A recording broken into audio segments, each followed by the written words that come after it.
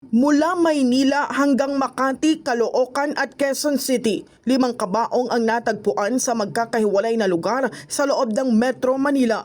Sa Santa Cruz sa Maynila, natagpuan ng isa. May isa rin sa Barangay 54 sa Caloocan City. 2 naman sa Quezon City, isa sa Barangay South Triangle at isa sa Barangay Santa Teresita. Ang ikalima, natagpuan sa Hilpuyat sa Makati City.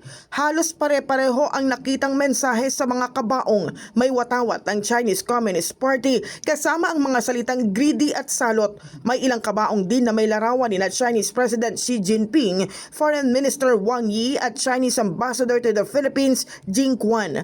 Bandang alas 2 hanggang alas 4 ng madaling araw nang maitala ang mga pag-iwan. Mga nakamaskarang suspect na sakay ng puti at gray na van ang sinusuri ngayon sa CCTV.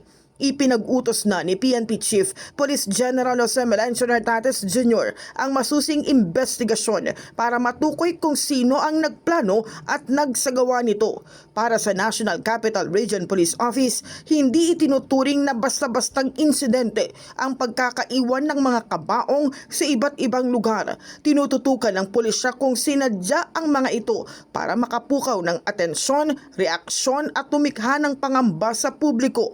Samantala, kinondena ng Department of Foreign Affairs ang anumang uri ng banta o karahasan laban sa sinumang individual kabilang ang mga dayuhan at foreign officials. Giit ng DFA, hindi maaaring gamitin ng freedom of expression para bigyang katwiran ang mga pagbabantang maaaring maglagay sa panganib sa ibang tao.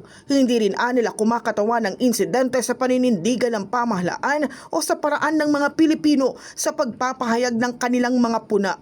Patuloy ang pakikipag-ugnayan ng DFA sa law enforcement authorities habang iniimbestigahan ang insidente. In the heart of changing lives, ako si Brigada Cass Austria ng 105.1 Brigada News FM Manila, the Music and News Authority.